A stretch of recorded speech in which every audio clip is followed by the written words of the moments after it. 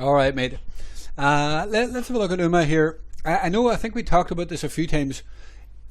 Like, how much bounce can we get off this double bottom? I should click onto that. Like, how much bounce can we get off this? The worry here for me, as you said, it's hard. It's not easy in this environment. The worry here is that the bottom of UMA is not in. Right.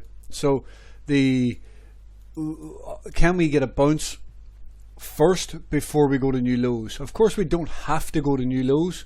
But what is that? That's the tweezer volume here on a 3 month. You can see, and tweezer volume lows was taken out, so that worked out perfectly.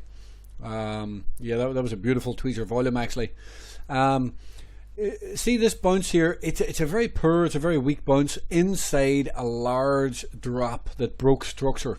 So with that weak bounce, you kind of have to think that at some point this is probably going to go to new lows, right? And work its whatever way we come out of that. You know, time will tell how we work our way out of the bottom of this. But you know, it is a weak bounce. You can see exactly where it hit. Look at the two pivots, right there and right there. It came right back into that level, and that level held like a rock. Right, we can just see it right there. Pivot, and the you know the how what am I going to say?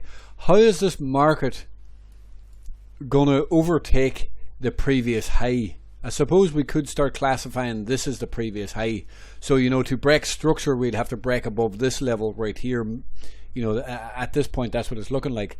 But I don't like the weakness in the price. I don't like the large drop. I don't like, you know, in these circumstances, I prefer to see, you know, maybe the lows taken out. Maybe this would form some sort of pattern, you know, like this, a downwards triangle pattern, pennant, or whatever way you want to put it, you know, before breaking out of it. It might need to build some sort of structure. Now let's work down, and it is building that structure. Like we can kind of see here, how is it going to recover? And I think we need some sort of structure, some sort of pattern to break out of. Don't know where's the best way to draw that actually right now. It might need to build a bigger pattern. You know, it's been a long drop. Sometimes you need quite a larger pattern before you break out of that.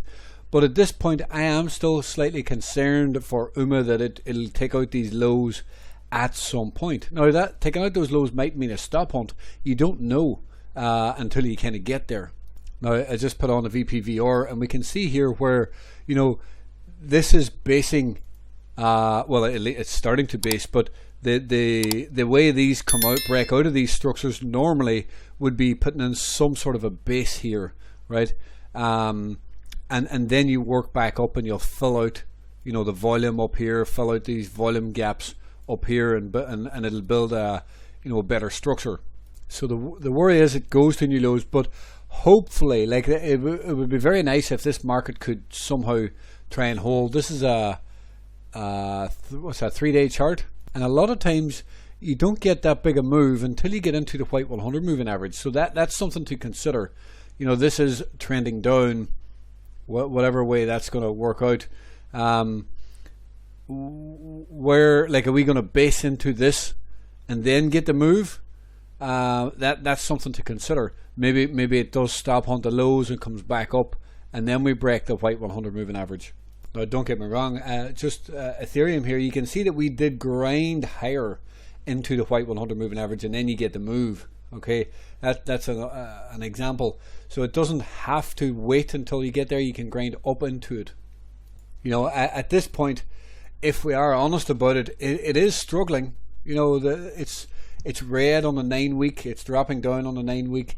What would it need to do here? Well, like, it needs to stop hunt this candle and pop up and flip green and move our way up.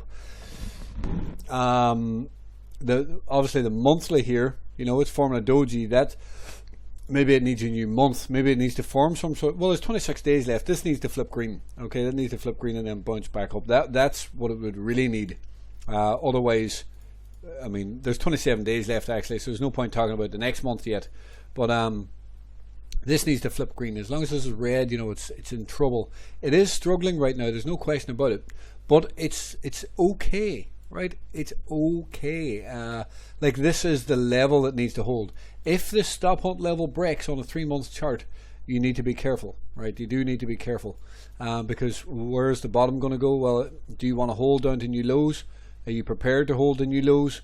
Do you want to buy more down here at new lows to average your price down? But if you are more conservative or whatever, you know, this 3-month pattern here needs to hold. This is beautiful, actually. This is exactly what you would want to see to be a bull, and to give you some bounce and give you some continuation to the upside. Look at this. There is all of this wick that needs to be filled. The question is, does it want to fill it from this candle, right? Or does it need to go down first and then come back and fill this? At this point, with this bullish 3-month stop hunt, this is exactly what you want to see, for this to pop up and start filling this.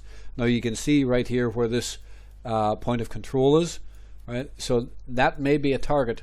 It may get through that, but I'm just saying it's definitely an area to watch. That's the $3 level, right? So if this flips green here and it starts to move up, that $3 is something to watch. But if we start breaking down below this 3-month stop hunt, you know, you do need to be careful. So it's kind of in that make or break stage right now.